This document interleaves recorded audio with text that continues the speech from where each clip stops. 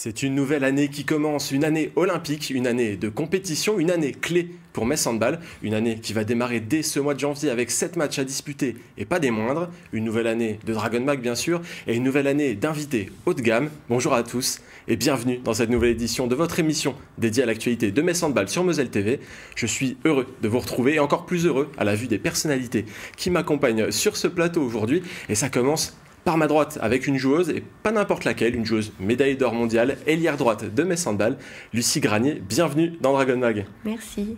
Ça va, le retour en France s'est bien passé, on est passé à autre chose maintenant? Oui, tout s'est bien passé et puis on est prêt pour attaquer cette nouvelle année avec Metz. Alors pour cette émission, je suis accompagné de chroniqueurs exceptionnels eux aussi, et ça commence par Rémi Alésine de l'Ami Hebdo. Comment ça va, Rémi? Salut, ça va très bien. Et Thibaut Pigeon, notre speaker de Metz Handball, qui va faire vibrer les arènes, j'en suis certain, dès dimanche. Salut Mathieu, salut à tous, meilleurs vœux à tout le monde. La voix est prête, pas de grippe hivernale, pas de problème? Non, impeccable, elle est prête, et depuis j'ai eu deux mois pour me reposer, donc là c'est impeccable, on est prêt. Parce que bon, on m'annonce du monde aux arènes, il va falloir bien se préparer pour ça. En tout cas, on va passer sans attendre à notre première partie d'émission. On va revenir quelques temps sur le mondial bien sûr, et une médaille d'or aussi, vous allez voir.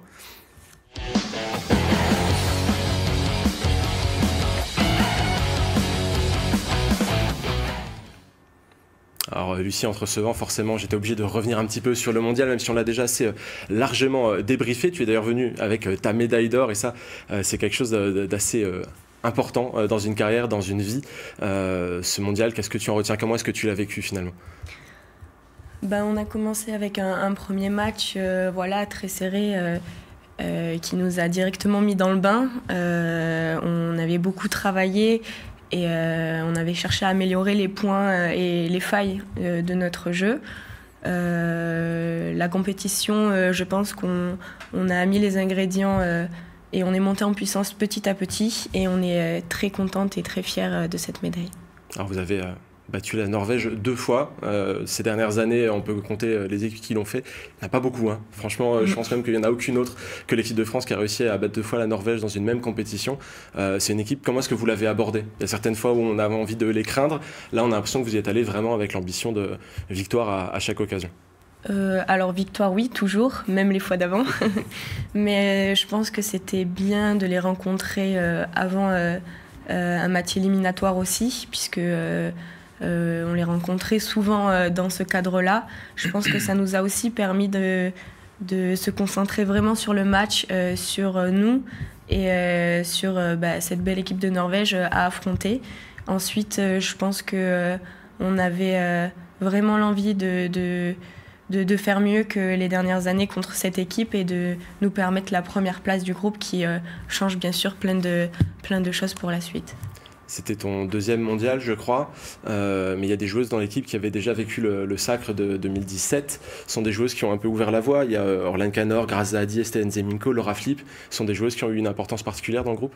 Bien sûr, c'est les cadres de l'équipe, c'est celles qui transmettent aussi aux générations comme nous, les jeunes, plein de choses. Donc c'est hyper important, et c'est ça aussi l'équipe de France, c'est la transmission des joueuses qui ont du vécu avec celles qui arrivent, et comme moi qui n'avaient pas de titre par exemple. Thibaut, on ne s'est pas revu sur ce plateau depuis le sacre de l'équipe de France. J'imagine que pour ce mondial, tu as vibré dans ton canapé. Comme tous les fans de handball, les fans de Metz Handball encore plus, parce qu'on était particulièrement bien représentés. Ouais. Il faut le dire, l'équipe de France... arrête-moi si je me trompe, mais seule équipe du coup à avoir fini ce mondial invaincu. Battre 2 fois. Il aurait pu y avoir une défaite. Il ne peut pas y en avoir d'autres, c'est ça que je veux dire. Voilà. Mais du coup, incroyable. 2 victoires contre la Norvège, avec la manière à chaque fois. Un coup de chapeau aussi quand même à Olivier Krumbolz et à son staff. Ils ont un palmarès qui parle pour eux aussi. Donc voilà, on a vibré bien sûr. Lucie, le prochain objectif, les Jeux Olympiques, forcément, à la maison.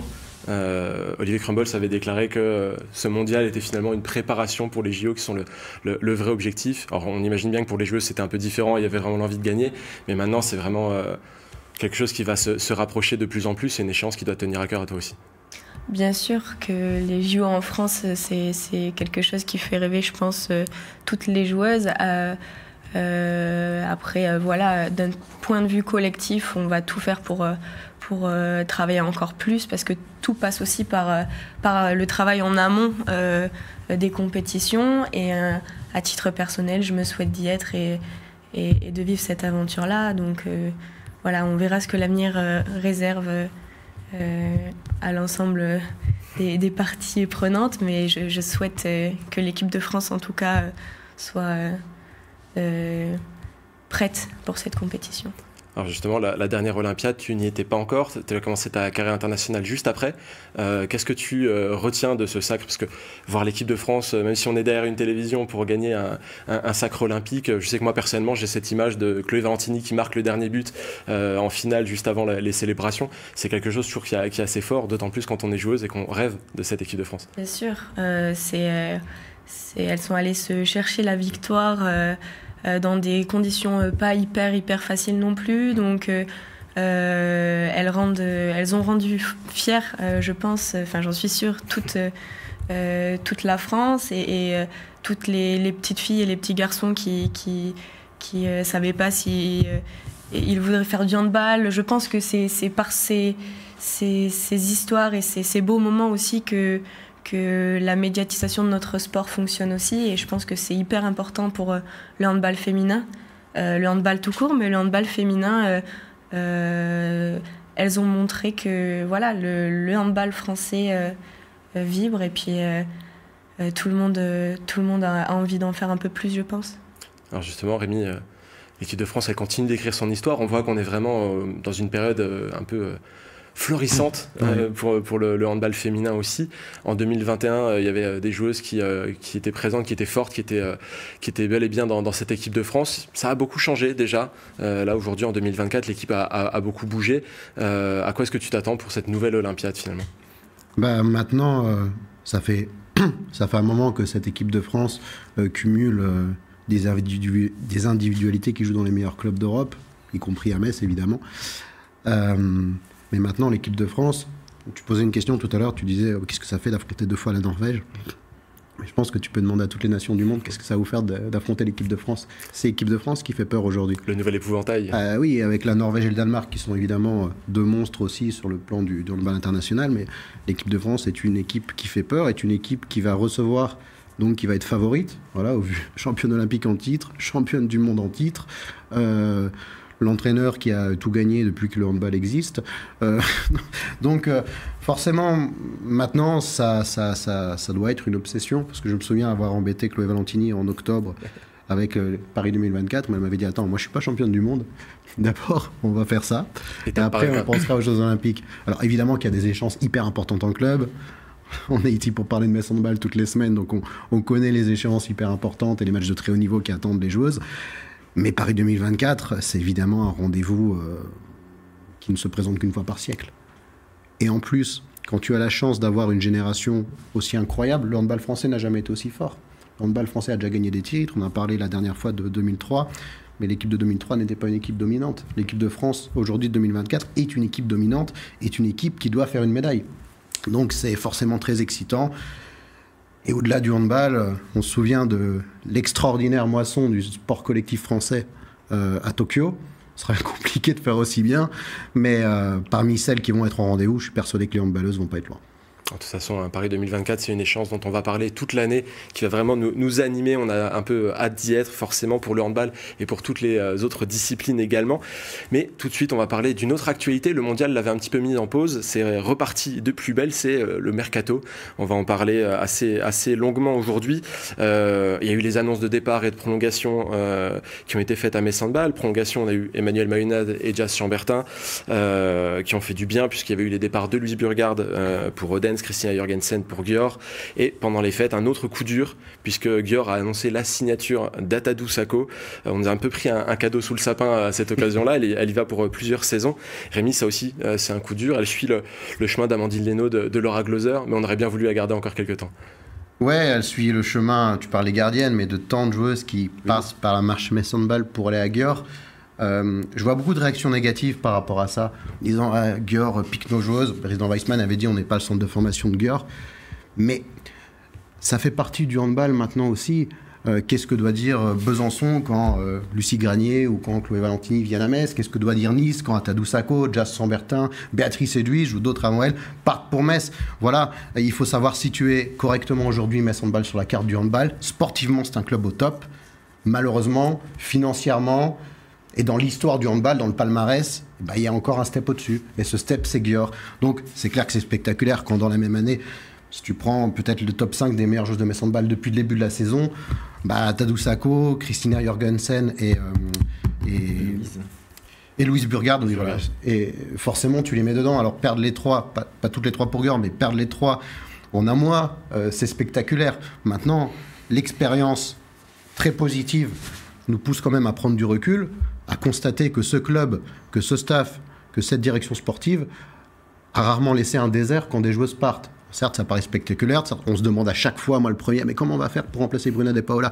Et à chaque fois, il y a des joueuses qui sont déjà là, qui progressent, et à chaque fois, il y a quelques trouvailles, des joueuses, à l'instar de Lucie, qui viennent à Metz, et qui sont déjà parmi les meilleures joueuses françaises, donc qui viennent à Metz pour faire progresser le club. Voilà, on va pas se mentir, Metz Handball n'est pas au niveau de Győr, Metz Handball ne le sera sans doute jamais en termes financiers, mais il faut plutôt se féliciter de voir que quand une joueuse part de Metz Handball, c'est pour aller tutoyer l'excellence. C'est que Metz est capable de les amener à maturité. Alors Lucie, Atadou, c'est un phénomène sur le terrain, c'est un phénomène en dehors du terrain. Alors Rémi nous a déjà un petit peu coupé l'air sur le pied, on ne va pas dire qu'elle va laisser un vide, mais en tout cas c'est une joueuse qui est très très importante dans le dispositif actuel. Ouais, c'est sûr qu'Atadou, d'un point de vue handballistique, j'ai même pas, je pense, besoin d'en parler. Et d'un point de vue humain, c'est quelqu'un qui apporte énormément au groupe. Voilà, c'est quelqu'un de très positif, qui donne énormément d'énergie, qui aide à pousser aussi le collectif, qui est super sympa aussi, parce que c'est cool de préciser. Mais voilà, elle a un rôle hyper important dans cette équipe, et je lui souhaite le meilleur. Il y a eu d'autres mouvements qui ont été annoncés dernièrement. On va un peu débroussailler tout ça et on va commencer par Grace Zahadi. Vous allez le voir, qui s'est engagée donc à Crime pour 2 saisons. Elle va retrouver une ancienne collègue à elle de Metz Handball, Anna Gross, qui quitte de son côté Győr et qui rejoint la Slovénie. Thibaut, Grace Zahadi, on sait que le président Weissman lui avait fait une offre de retour à Metz. C'est une joueuse que tu aurais bien voulu voir revenir? C'est une joueuse qui a laissé déjà des souvenirs incroyables à Metz. Ancienne capitaine. On a vu encore au mondial le niveau qu'elle a affiché. Donc forcément, on aurait aimé la revoir à Metz. Apparemment, elle a préféré continuer encore un petit peu à l'étranger, ce qui peut se comprendre aussi. Donc, comme vient de le dire Lucie pour Atadou, grâce Dragon un jour, Dragon toujours. On lui souhaite évidemment le meilleur pour la suite du côté de Crime. Alors si on lit entre les lignes de ce que déclarait le président Weissman, elle veut poursuivre son aventure à l'étranger, mais je pense qu'il ne ferme pas la porte à l'idée de la voir revenir un jour à Metz Handball, et en tout cas elle reste assez proche du club, même à distance. Donc effectivement on lui souhaite bien sûr le meilleur pour la suite. On va regarder les autres mouvements qui ont été annoncés ces derniers temps. On a eu notamment Laura Canor et Méline Nokandi qui rejoignent Brest, respectivement depuis le Rapid Bucarest et depuis Paris 92. Et puis il y a eu une flopée d'annonces d'un coup d'un seul. Orlan Canor, Laura Gloser et Valeria Maslova qui rejoignent de leur côté le FTC qui a un programme plutôt consistant. Leur président a tout simplement déclaré que c'était pour viser la Ligue des Champions, une victoire en Ligue des Champions et rien d'autre. Rémi, qu'est-ce que ça t'inspire tout ça? Il se donne en tout cas autant d'arguments pour arriver à cette finalité, le président du FTC. Non, ce que ça m'évoque, c'est pas automatique de voir une joueuse, parce qu'on a beaucoup de déceptions quand Grace Zahadi ne revient pas à Metz Handball. Alors déjà, elle est déjà revenue, ce qui montre l'attachement qu'elle peut avoir au club. Et il ne faut pas voir ça comme une trahison, il faut voir ça comme une étape dans la carrière de cette joueuse, qui a le droit de faire les choix qu'elle a envie de faire aussi. Moi, j'ai pas de pincement au cœur, sauf, évidemment, quand Méline Nokandi va jouer à Brest, parce que on est dans un symptôme où il y a une rivalité entre Metz et Brest, forcément. Quand tu renforces Brest, tu ne renforces pas Metz. Et quand une pépite comme Méline Nokandi a quitté Metz pour Paris, on s'est dit, On s'est interrogé sur ce choix de carrière, tout en le respectant, parce qu'évidemment que c'est elle qui est maîtresse de ses propres choix, mais on s'est interrogé sur la progression sportive. Il n'y en avait pas, clairement. Quand tu quittes Metz pour aller à Paris, tu régresses. Paris 92, excusez-moi, tu régresses. Par contre, quand tu vas à Brest, tu te mets dans un club qui... je n'ai pas envie de dire qui est au niveau de Metz, parce que dans mon esprit, c'est compliqué de dire ça, mais en tout cas, qui a à peu près les mêmes ambitions que Metz à chaque début de saison. Donc là, il y a un petit pincement au cœur. Pour autant... et là encore, je réagis beaucoup à ce que disent les réseaux sociaux parce qu'il y a beaucoup trop de choses négatives. Pour autant, respectons le choix de la femme et le choix de la joueuse. Elle a le droit. Elle est liée par aucun contrat moral, par aucun contrat tout court à Metz Handball. Elle fait ce qu'elle veut. Si elle a envie d'aller remporter Brest, elle le fait. Et moi, je lui souhaite tout le meilleur, simplement de jamais battre Metz Handball. Voilà. Non, mais il faut le rappeler parce que je trouve qu'il y a... On se félicite toujours, excusez-moi une parenthèse, on se félicite toujours que le handball féminin est soi-disant plus vertueux que le monde du football. Or, il faut que les supporters du handball ne véhiculent pas la haine que peuvent véhiculer certains supporters de football. Or, c'est en train d'arriver dans le handball féminin. Moi, chaque fois que je vois une publication sur un réseau social, je vois des insultes sur les choix des joueuses, je vois des insultes sur des directions. Des jugements. Essayons de nous mettre à la place 2 secondes de sportifs professionnels qui voient un contrat sympathique arriver, un défi sportif plus que sympathique arriver. Des carrières courtes. Des carrières très courtes. Donc, voilà, moi, c'est certaines dire qu'on a le droit de porter on a le droit d'avoir un avis, voilà, sur la carrière sportive, sur le choix, pourquoi pas. Mais en aucun cas, on doit avoir une influence sur ce que décide la joueuse. Et elle n'est pas liée, mais nous dit à ce qui se passe à Metz Handball. Et c'est le cas de plein de joueuses. Et il me semble d'ailleurs que c'est Sabrina Zazaï qui avait tiré la sonnette d'alarme en fin d'année dernière avec une déclaration qui évoquait justement la charge mentale que ça peut représenter et de recevoir des injures ou des coups de pression de la part de supporters sur les réseaux, etc. Ce sont avant tout des êtres humains, on ne va pas l'oublier. Ah ouais. Revenons à notre mercato. Du côté de Metz Handball, c'est resté très calme. Mais ça commence gentiment à s'agiter. Thierry Weisman est sorti de sa réserve cette semaine pour annoncer qu'il y aurait 2 recrutements prochainement, une française et une internationale. Rémi, on a assez peu d'informations sur ce dossier, si ce n'est une demi-centre que le club espère faire évoluer et lui donner une trajectoire à la Jorgensen. Est-ce que tu as ça dans ta liste de course ? Oui, il est temps que ça bouge quand même, parce qu'on a beau avoir confiance, on a quand même vu beaucoup de joueuses clés partir. Pour l'instant, les personnes arrivées du côté de Metz Handball. On a vu quelques prolongations. On espère une issue très positive pour Chloé Valentini. Pour autant, on est quand même dans une grosse attente et dans une certaine angoisse, parce que pour remplacer Atadou Sakho, il faut une pointure internationale. Certes, on a Camille Depuzet, mais il faut quelqu'un pour l'épauler. Aujourd'hui, tu ne peux pas performer. Et encore, Camille Depuzet est en attente, elle est en négociation. Oui, en plus, en attente, excusez-moi, oui, en plus. Donc, et tu ne peux pas performer avec une seule gardienne internationale au très haut niveau. On l'a vu, on en a fait les frais déjà à Metz Handball. Donc oui, dans ma liste de courses, il y a effectivement tous les dossiers qui devraient arriver, d'après ce qu'on lit, d'après ce qu'a annoncé le président Weizmann. Voilà, on espère de belles surprises, et on espère aussi, parce que le statut du club lui confère aussi l'obligation de ne pas faire que des paris.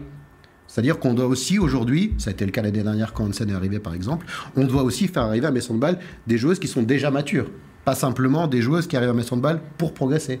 C'est aussi le cap que doit franchir le club. Il l'a fait l'année dernière, ça a été spectaculaire, il doit le faire aussi cette année. C'est ce qu'on attend en tout cas.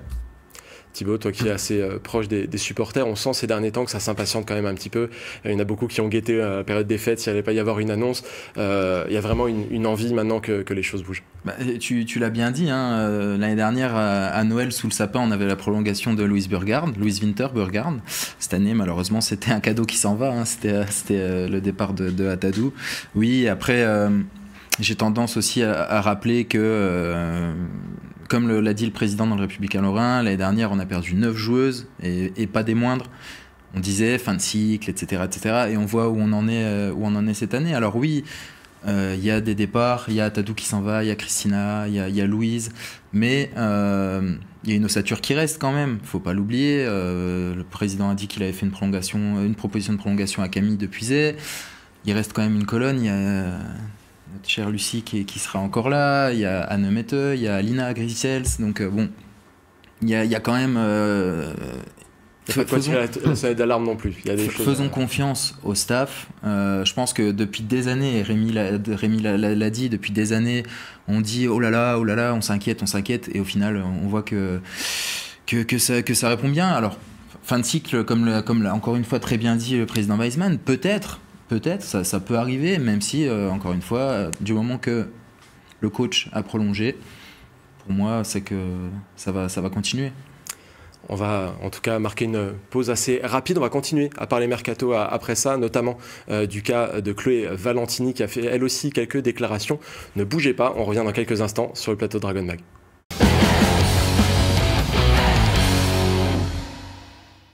Et nous sommes bien de retour sur le plateau de Dragon Mag en compagnie de Thibaut Pigeon, de Rémi Alésine et surtout de notre médaillée d'or mondiale Lucie Granier. Nous avons encore un petit sujet, très léger sur le mercato à évoquer, c'est celui de Chloé Valentini.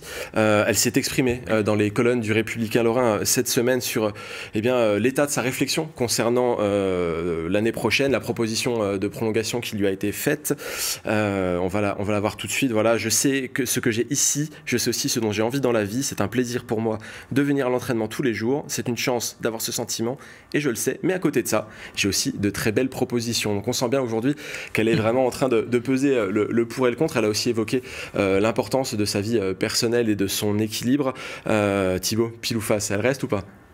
Elle reste. Elle reste. Ouais. On a envie de toute façon d'avoir une capitaine qui s'inscrit dans la durée. Chloé Valentini, elle a vraiment pris ce rôle avec tout le sérieux et toute l'envie qu'on lui connaît. C'est une joueuse qui est aujourd'hui très importante. Rémi, on sait qu'on est très nombreux à vouloir la garder. Elle fait partie peut-être des meilleures joueuses du monde aujourd'hui. Les gens qui ne voudraient pas l'avoir restée à Metz voudraient du mal au club. Enfin, je veux dire, elle coche toutes les cases. Elle est une fantastique capitaine, elle est l'une des meilleures, si ce n'est la meilleure en ce moment à son poste, que ce soit en Ligue des Champions pendant le Mondial. J'adore sa déclaration, sauf la dernière phrase, il faudrait enlever. Mais évidemment qu'elle reçoit des propositions, comment voulez-vous qu'il en soit autrement ? Allez, on aime les capitaines qui restent à Metz Handball. Isabelle Wendling a fait toute sa carrière, Nina Kanto a fait toute sa carrière, Grazadi est restée quand même longtemps. Ça a été plus délicat ces dernières années avec Astrid Ngouan, Méline Nokandi et Bruna Depo. Voilà. Donc on aimerait retrouver une cadence de joueuses qui portent le brassard et qui restent plus longtemps. Je ne vais pas me prononcer, mais quand même, ce qu'elle dit dans le Répu, c'est qu'elle se sent bien à Metz. Donc si tu te sens bien à Metz, Chloé, pourquoi veux-tu aller ailleurs ? Voilà. On ne lui demande pas de rester toute sa carrière d'ailleurs. Pourquoi pas ? Encore 2-3 saisons. Quelques années. Voilà, ça sera déjà très bien. Alors justement, Lucie, je ne vais pas te demander de te mouiller sur le dossier, mais Chloé, c'est une joueuse que tu connais très bien. Tu as évolué avec elle à Besançon, puis aujourd'hui à Metz Handball. Ce qu'on peut retenir, c'est que c'est une joueuse qui est une personne qui sait ce qu'elle veut, qui sait où elle va et qui sait mettre ses intérêts au bon endroit. Et on le voit dans sa réflexion aujourd'hui, dans sa transparence, dans cette déclaration aussi. Oui, je pense qu'elle est typiquement à son apogée de carrière, tout lui réussit. Je pense que ça doit pas être facile aussi de savoir ce qu'on doit faire, donc j'espère qu'elle aura ses réponses bientôt, parce que bien sûr que nous à Metz on veut la garder aussi. Voilà, c'est l'une des ailières qui a aussi un peu révolutionné ce côté ailière pas qu'au corner, quoi. C'est une créatrice, elle défend, elle fait tout. Donc je pense que c'est un outil essentiel à cette équipe aujourd'hui. Et puis je nous souhaite qu'elle continue avec nous, mais je lui souhaite le mieux pour elle. On l'a un petit peu évoqué, toi tu as le luxe entre guillemets d'être toujours sous contrat, donc tu peux regarder cette période un petit peu plus avec un regard extérieur, mais c'est une période qui, tu la vis comment ? C'est que tu as un petit peu l'angoisse de savoir si tes coéquipières vont rester, partir, ou tu te dis de toute façon l'année prochaine il y aura une équipe compétitive et on ira au charbon quoi qu'il en soit. Forcément, je m'intéresse à tout puisque j'ai envie de savoir ce qui se passe dans cette équipe de Metz. Après, je fais confiance au club, au coach et à ceux qui le dirigent. Je pense qu'ils ont toujours un peu, comme vous aviez dit aussi, su créer une équipe, une osmose et c'est cette équipe qui veut tout gagner tout simplement. Donc j'ai confiance et puis j'ai hâte aussi de savoir qui va faire partie de cette équipe et avec qui je vais être tout proche aussi avec ma nouvelle arrière droite aussi. Donc voilà, il y a plein de choses, de belles choses qui arrivent et puis c'est le sport, il y en a qui arrivent, il y en a qui partent. C'est la beauté aussi du sport, c'est savoir se reconstruire, je pense, après des départs de joueuses qui nous semblent indispensables. En tout cas, on croise les doigts pour le fait que Chloé Valentini reste à Metz Handball la saison prochaine. On a fait un petit peu le tour de l'actualité mercato. On va peut-être revenir plus vers le sportif, puisque ce week-end, il y a le match contre Vipers, la Ligue des Champions. C'est notre deuxième mi-temps.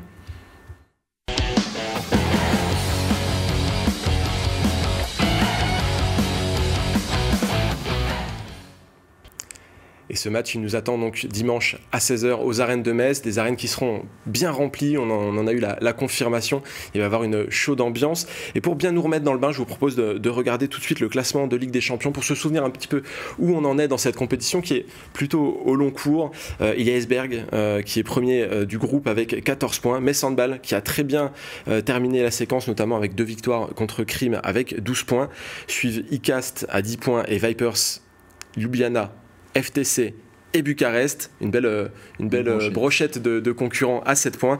Et enfin, il y a Lubin qui s'est montré relativement inoffensif jusqu'à aujourd'hui et qui essaiera d'aller chercher ses premiers points. Et on va voir tout de suite le programme du week-end. Ce week-end, il y a Esbjerg qui reçoit Lubin, ce sera samedi. Le Rapid Bucarest qui sera à Ljubljana pour défier Krim, ce sera également samedi un tout petit peu plus tard. Et enfin, il y a ICAST qui reçoit le FTC, ce qui pourrait être un match aussi assez intéressant de cette reprise. Ce sera dimanche à 14h. Et le clou du spectacle, vous le connaissez, ce sera Metz Vipers dimanche à 16h. Thibaut, ce match de reprise, c'est pas le plus simple qu'on aurait pu avoir sur le calendrier, triple championne d'Europe en titre, mais peut-être que c'est la bonne occasion aussi pour se remettre dans le bain le plus rapidement possible. C'est la bonne occasion pour se remettre dans le bain, c'est la bonne occasion aussi pour enfoncer le clou, peut-être, pour mettre Vipers du coup à 7 points. Donc ça serait une très très très bonne opération. On se rappelle de l'année dernière où le mois de janvier avait aussi été bien rempli, hein, où il y avait eu, je crois, Paris, Brest, Nantes en Ligue Butagaz et Győr en Ligue des Champions. Le mois de janvier est devenu un mois de tous les dangers. Ouais, c'est un peu ça parce qu'au final on reçoit aussi Brest là dans une quinzaine de jours. Donc on l'avait très bien négocié l'année dernière. Ça avait été un très bon tournant dans la saison. Donc on va espérer que ça soit la même chose pour cette année. Mais il n'y a pas de raison. Lucie, au mondial, il y avait parfois des publics un petit peu entre guillemets, parce que ça a été gentil, mais hostiles. Vous jouiez dans une salle vraiment chauffée pour l'équipe extérieure. Là, revenir à la maison, il y aura près de 5000 spectateurs pour vous encourager. Il doit y avoir de l'attente autour de ça, l'envie de retrouver ce public messin. On a hâte d'être devant notre public, nos supporters, de ressentir cette énergie commune, de voir les arènes en jaune et bleu. Je pense que quand on dit que les supporters sont essentiels, c'est vrai. On a besoin d'être poussé. On commence avec un match difficile. Vipers, c'est un match très important pour elle aussi. Donc, il faut vraiment aller chercher ce match et le faire à la maison avec l'ensemble de nos supporters. Ce serait génial. En tout cas, à l'aller, ça vous avez plutôt bien réussi. Je vous propose un petit flashback. C'est pas forcément une équipe facile à jouer. Et pourtant, au match aller, Metz avait réussi à contrarier les triples championnes en titre, avec notamment un 13/16 de Sarah Bouktit en réponse au 8/10 de Vyakireva et au 7/7 de Knedlikova. Le match était soldé sur un 34-36. Rémi, cette équipe, elle va se déplacer avec le couteau entre les dents. L'envie de prendre sa revanche. Plus que l'envie de prendre une revanche. Cette équipe n'a plus trop le droit à l'erreur. Parce qu'on avait parlé depuis le début de la Ligue des Champions, des débuts décevants, des deux clubs supposés les meilleurs peut-être dans cette poule, c'est-à-dire Metz Handball qui est démarré avec 2 défaites, certes honorables, mais 2 défaites quand même, mais Metz Handball a fini, notamment cette victoire à Vipers et tous ces résultats positifs. Vipers ne s'est jamais relevé de ce mauvais début. Donc ce club est un petit peu dans l'obligation de venir chercher des points à l'extérieur, des points à Metz Handball. C'est un énorme défi pour les joueurs de Vipers. Mais on est aussi face à une équipe qui a l'habitude de donner tout son potentiel quand ça compte. On l'a vu, triple championne d'Europe, mais c'est pas l'équipe championne d'Europe sur toute la saison. Si vous voyez ce que je veux dire. C'est que Vipers n'est jamais dominant en septembre, octobre, novembre, mais Vipers devient dominant à partir de janvier, février, et puis au Final Four, c'est une équipe qui est super performante. Donc forcément qu'il y a une crainte à avoir parce que tu affronteras ce qui se fait de mieux. il y a une confiance à garder parce que tu as su les dompter chez elles, parce que tu as su te rendre de nouveau incontrôlable en Ligue des Champions, et en plus tu héberges des joueuses qui sont championnes du monde. Donc le défi, il est immense pour Vipers, il est très grand pour Metz Handball, mais ça va nous donner une reprise qui est loin d'être la reprise la plus douce qui soit. Voilà. Ça va être excitant, ça va être un immense sommet de handball. Mais attention, parce que évidemment que face à une équipe qui n'a plus d'autre choix que de faire des performances, y compris à l'extérieur face à Metz Handball, ça va être très compliqué. Thibaut, sur le parquet des arènes, on va retrouver des joueuses de grand calibre, pour en citer quelques-unes, Catherine Lunde, Loïsa Bing, Yana Knedilklova, Sunniva Nessandersen, Jamina Roberts, Anna Viakireva. C'est peut-être banal à dire, mais c'est une sacrée armada qui va se présenter. On s'attend quand même à un gros match. Il n'y a pas grand-chose à dire de plus que ce que vient de dire Rémi. Je suis assez d'accord sur le fait que on en a déjà parlé ici, sur le fait que c'est une équipe qui sait être présente dans les matchs qui comptent. Là, c'est le cas de le dire que ça va être un match qui compte. Beaucoup de stars, notamment Viakireva, qui est un petit peu le baromètre de l'équipe. Ouais, quand elle est en forme. On va dire que quand elle est en forme, ça sent pas très bon. Voilà, mais en tout cas, il va falloir... À l'aller, elle était plutôt en forme, et pourtant... c'est pour ça qu'il va falloir que nos joueuses à nous soient encore plus au top de leur forme. Mais bon, voilà, il n'y a pas de raison. Tu connais mon éternel optimisme, et porté par le public. On aura cet avantage-là aussi, comme l'a dit Lucie, donc... ça va être spectaculaire, ça c'est sûr. Alors justement, Lucie, il y a certaines de ces joueuses que tu as eu l'occasion de croiser au Mondial. Est-ce qu'on peut dire que les Françaises de l'effectif ont un petit ascendant psychologique déjà ? Alors, je pense pas. Je pense que... Je m'attendais à cette réponse d'ailleurs. Je pense que c'est déjà l'équipe nationale et les clubs sont complètement différents. Je pense qu'elles arrivent avec 200% d'énergie et de confiance. Et c'est pour ça qu'on aime aussi le handball. C'est pour des matchs comme ça. Et on a très hâte de jouer. Et, enfin, perso, moi, j'attends que ça. C'est de reprendre la Ligue des Champions, le championnat et de tout gagner. Voilà. Alors tu as hâte, je pense que nous trois aussi on a plutôt hâte, et devant votre écran vous devez être plutôt impatients aussi. Si vous n'avez pas encore vos places, allez-y parce qu'il n'en reste plus beaucoup, profitez-en, ça va être une très belle reprise de compétition. Mais avant ça, il nous reste une partie d'émission à aborder, c'est la conférence de presse.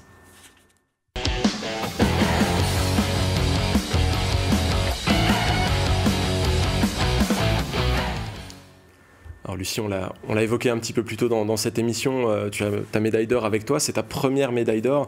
Avant ça, tu avais connu l'argent. On imagine que pour toi, c'est une sacrée consécration et que c'est une médaille qui a dû peser lourd quand on t'a mise autour du cou. C'est incroyable. Je suis honorée déjà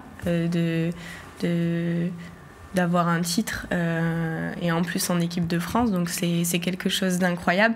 Je pense qu'on s'en rend pas vraiment compte de suite, parce que je pense que les années et la maturité font en sorte qu'on se dit mais punaise, championne du monde quand même, donc c'est pas rien. Donc voilà, je suis très honorée et très fière de l'équipe. Alors ce qui est assez impressionnant, c'est toujours le moment de bascule entre les célébrations, la médaille d'or sur le terrain, etc. et le moment du retour en France. On a vu notamment les images à l'Élysée avec une réception avec le président de la République. Ça doit être surréaliste. Vous n'avez pas le temps de réaliser finalement, vous descendez de l'avion, vous êtes à l'Élysée, comment ça se passe ? Je pense qu'à ce moment-là, on est un peu dans une bulle. Voilà, on gagne, on reste ensemble... pendant 3 jours, il y a le retour avec les médias, il y a les soirées, il y a l'Élysée. Puis on est dans notre bulle, voilà, on est bien, on se plie à cette bulle qui est super bien organisée par... c'est tout un protocole finalement. Par notre Diane qui est incroyable, et d'autres bien sûr. Mais voilà, tout est un peu irréel. Enfin, moi j'avais l'impression que... à la fois c'était normal et à la fois c'était complètement sorti de son champ, quoi. Donc voilà, on a eu la chance quand même d'aller à l'Élysée, rencontrer, d'être reçu par le président de la République. Donc voilà, c'est un honneur, et puis c'est important aussi, bon, je me répète un peu, mais pour le handball et le handball féminin. Voilà. Il faut le dire parce que c'est important. Le développement du handball féminin a besoin de continuer à progresser, donc tu fais bien de le rappeler en tout cas. Thibaut, une question pour Lucie. Du coup, tu viens un petit peu de le dire, c'était irréel, comme dans une bulle. Comment on gère justement ce retour ? Il y a eu, je crois, une petite semaine de vacances à peu près. Comment on gère ? Est-ce que c'est facile de retrouver le quotidien, de reprendre l'entraînement, même si tu as un petit peu répondu juste avant en disant que tu avais hâte de reprendre et de tout gagner. Comment ça se passe, sachant qu'il y a en point de mire, comme on l'a dit en début d'émission, les JO de Paris aussi. Je vais parler pour moi parce que je pense que c'est différent pour chacune. Mais moi, je sais que ça n'a pas été difficile de revenir puisque j'ai retrouvé aussi ma famille. C'était Noël, c'était les fêtes. Donc voilà, c'est un moment de partage et justement où on a pu célébrer finalement ces aventures. Je suis aussi loin de chez moi puisque je viens de Marseille. Donc j'avoue que quand je rentre et que je suis avec ma sœur, son bébé et toute ma famille, je suis tellement fière de ce qu'on a fait, mais à la fois j'aime tellement passer ces moments-là aussi que je redescends finalement tout doucement pour aller dans ma bulle familiale. Je change un peu de bulle. Je pense qu'après, voilà, quand on retourne sur le chemin du retour à Metz pour reprendre le championnat, c'est là que peut-être la question se pose. Mais moi, je suis trop contente. J'adore m'entraîner ici. J'adore ma vie ici. Donc j'avais hâte aussi de reprendre avec Metz, de retrouver les filles, puisqu'on était aussi toutes contentes de se revoir. Même si c'était un 27 décembre, on était trop contentes. Et puis le championnat et la Ligue des Champions reprend. Et on a envie de gagner, on a envie de faire des belles choses et on n'a pas le temps pour se reposer 2 semaines. Donc je pense que, en tout cas je parle pour moi, mais je pense pour beaucoup, tout le monde avait envie de rentrer et tout le monde avait envie de reprendre le travail, quoi. Vivement dimanche. Rémi, une question ? Moi, j'ai une question qui préoccupe les gens qui regardent le handball féminin comme moi depuis longtemps. À l'époque du premier titre de l'équipe de France, c'était des joueuses de Metz et des joueuses de Besançon. Toi qui as été formé à Besançon, qui comme Chloé a fait Besançon-Metz, est-ce que il y a des vieux comme moi qui à Besançon te rabâchaient le souvenir de la rivalité Metz-Besançon, à l'époque où Besançon gagnait même des Coupes d'Europe? Est-ce que c'est quelque chose à Besançon dont on parle encore? Malheureusement, ce club est largement redescendu dans la hiérarchie aujourd'hui. Je sais qu'on m'en a parlé, mais dans le passé. On nous a raconté l'histoire, parce que Metz et Besançon sont 2 clubs avec une belle histoire et avec beaucoup de choses à savoir. Donc bien sûr qu'on nous avait parlé de cette rivalité qui fait que finalement les clubs se menaient au plus haut niveau l'une et l'autre. Après voilà, Besançon, c'est plus... comme avant en termes de performance, parce qu'elle joue plus la Ligue des Champions ou ce genre de choses-là. Donc... je pense que Besançon, ça reste une équipe... moi, j'adore Besançon, très formatrice, avec Raphaël Tervel et Sandrine Méraud. Elles ont mené des joueuses au plus haut niveau, dont moi, donc je les remercie encore. Je pense aussi que c'est dur de faire vivre un club de handball féminin. Il y a à Besançon beaucoup de bénévoles qui travaillent... énormément, donc comme dans beaucoup de clubs d'ailleurs. Donc voilà, je pense que c'est plus une rivalité, il n'y a plus de rivalité en termes de résultats, parce que, en tout cas, quand moi j'étais à Besançon, on n'était pas, on va dire, sur le même... pas le même objectif de toute façon. Objectif, exactement. Par contre, je pars du principe dans un match, tout peut se passer. Donc demain, si on ne met pas les ingrédients, je suis sûre que Besançon peut nous taper, et comme chacune des équipes. Et je pense que pour être premier, mais surtout pour rester premier du championnat, il va falloir à chaque fois remettre les mêmes ingrédients chaque week-end ou chaque mercredi du coup. Et ça tombe bien parce que Besançon, c'est mercredi.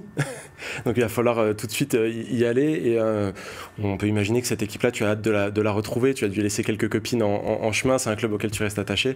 Comment est-ce que tu vas le vivre d'être dans la peau de la joueuse adverse dans cette salle ? Déjà, j'y ai pas trop pensé parce que j'aime vivre les matchs un par un et que j'attends Vipers depuis déjà quelques temps. Je fais une petite exception pour vous répondre, mais voilà, Besançon, c'est un club que j'affectionne beaucoup, qui a un très beau palmarès, une belle histoire et que je respecte énormément. J'ai deux phases. J'ai la phase sportive où j'ai envie qu'on gagne et qu'on mette le plus de buts possible et qu'on en prenne le moins. Voilà, on vient ici pour gagner un match. Je pense qu'il n'y a personne qui viendrait pour compatir avec ses copines. Par contre, bien sûr, pour la troisième mi-temps, j'ai hâte d'échanger. Pas la troisième mi-temps, voilà. Voilà, échanger avec des filles que j'affectionne énormément, Alizé Frécon, Louise, enfin Pauline, il y en a beaucoup, donc voilà. C'est vraiment deux aspects. Le côté sportif, arriver à Metz, gagner, et le côté humain. Revoir aussi les bénévoles que j'apprécie beaucoup, les supporters, et jouer comme je sais le faire pour respecter finalement le club qui m'a formé. Très bien, merci en tout cas d'être venu sur ce plateau, parce que oui, vous l'avez compris, c'est déjà la fin de cette émission. Merci messieurs de vous être prêtés au jeu également. Comme Lucie nous l'a dit, un match à la fois, et ça commence par le match contre Vipers dimanche à 16h. Nous, de notre côté, on va se retrouver la semaine prochaine, même lieu, même heure, avec une autre invitée. À bientôt.